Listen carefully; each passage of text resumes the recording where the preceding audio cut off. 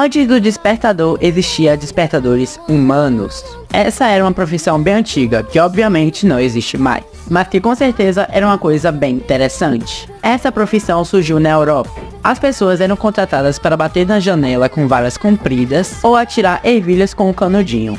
Esses profissionais eram conhecidos como batedores. Foram muito úteis na era da Revolução Industrial.